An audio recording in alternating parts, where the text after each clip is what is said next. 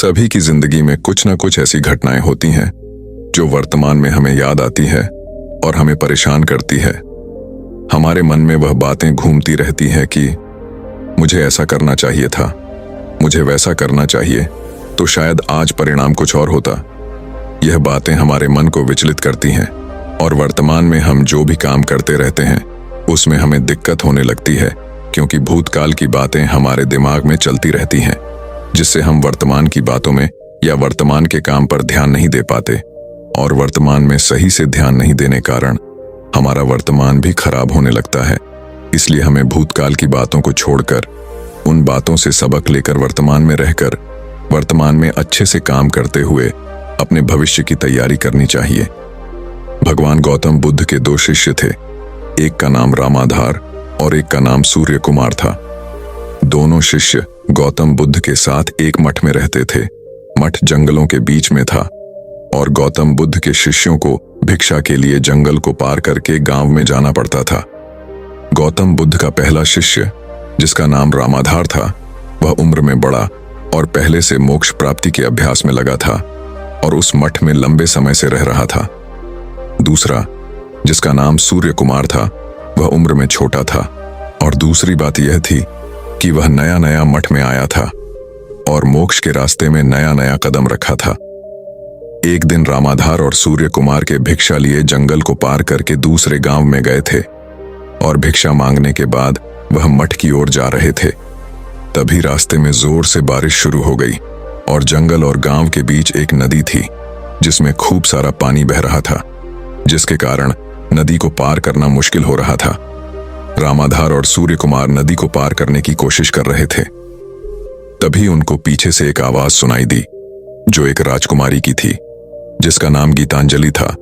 वह दिखने में बहुत सुंदर थी। वह सोने की आभूषण पहनी थी और अप्सरा जैसी लग रही थी।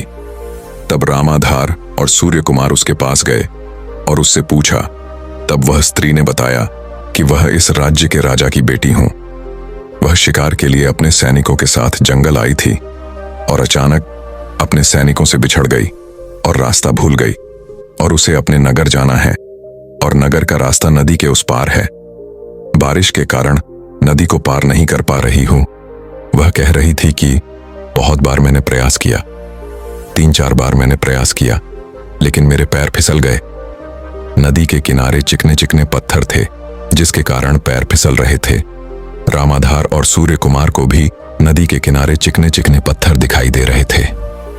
इन्हें समझ आ गया लड़की के सामने संकट बड़ा है और उसे अपने राजमहल वापस जाना है, इसलिए वह मदद के लिए पुकार रही थी। वह कह रही थी कि उसके पिता चिंतित हो रहे होंगे और परेशान हो रहे होंगे और उसे ढूंढने के लिए सैनिक भी भेज दिए होंगे। यह कहकर वह बार बार मदद मांग रही थी।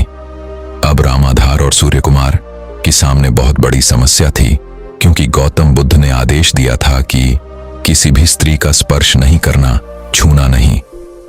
अब इस लड़की को नदी पार कराए कैसे? और रामाधार सोच में पड़ गए कि इस राजकुमारी की मदद कैसे किया जाए। तभी सूर्य कुमार ने राजकुमारी को अपने कंधे में बैठाकर धीरे धीरे नदी को पार करके राजकुमारी को दूसरी ओर छोड़ दिया और राजकुमारी अपने राज्य के रास्ते में चली गई।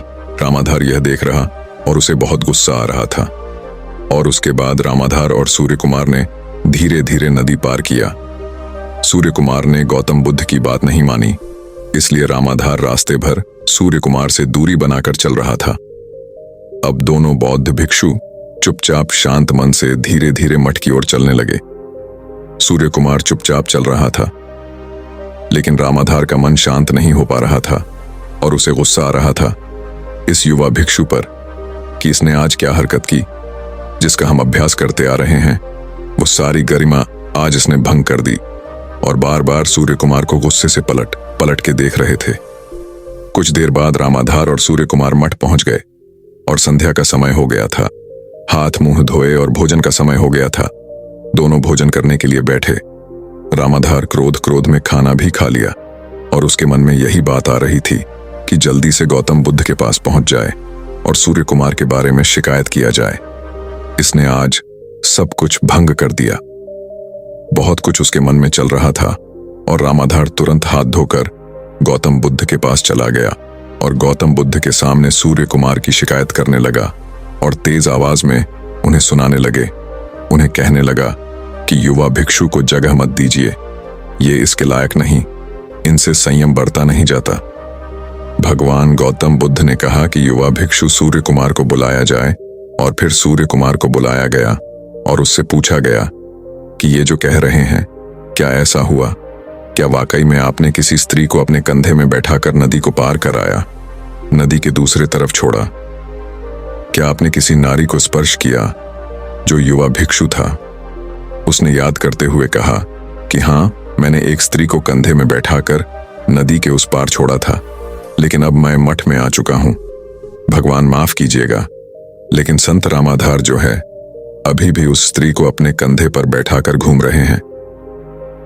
जहां उस युवा भिक्षु ने यह बात भगवान गौतम को कहा, भगवान गौतम बुद्ध मंद मंद मुस्कुराने लगे और उन्होंने अपने शिष्यों से कहा और शिष्यों को समझाना शुरू किया कि अगर आप वही भूतकाल में फंसे रहोगे तो जिंदगी में कभी आगे नहीं बढ़ पाओगे। हमारे दोनों शिष्यों के सामने संकट बड़ा था, दोनों के सामने बहुत बड़ी चुनौती थी, लेकिन जो युवा भिक्षु है जिन्होंने अपनी जिम्मेदारी भी निभाई, उस स्त्री को उस नदी के दूसरे किनारे पर छोड़ने के बाद वह घटना भूल चुके हैं। भूल गए हैं कि उन्होंने किसी नारी को उन्होंने स्पर्श भी किया था, उनके मस्तिष्क में भी यह बात का स्पर्श नहीं है। और जो दूसरे वाले संत हैं जिन्होंने नारी को छुआ तक नहीं, दूर से सारी घटना देख रहे थे, वह अभी भी उस नारी को अपने कंधे पर बैठा करके चल रहे हैं। कहानी बहुत छोटी है, लेकिन हमें सिखाती है कैसे हमें भूतकाल से बाहर निकलना चाहिए। हम में से बहुत सारे लोग पुरानी बातों को याद कर करके परेशान हुए जाते हैं और अपना स्वास्थ्य आधा कर लेते हैं और खुश होना ही नहीं चाहते, क्योंकि हम पुरानी बातों को भूलना नहीं चाहते, और अपने सुख को आधा कर लेते हैं। खुश होना ही नहीं चाहते क्योंकि हम पुरानी बातों में उलझे हुए हैं। इसीलिए जिंदगी में सारा विवाद है। पिछली बातों को याद करते रहेंगे तो जिंदगी बर्बाद होती चली जाएगी। आज में जीना शुरू कीजिए और कल की तैयारी करना शुरू कीजिए। जीना इसी का नाम है। अगर यह वीडियो आपको पसंद आई हो तो वीडियो को लाइक और चैनल को सब्सक्राइब करना ना भूलें।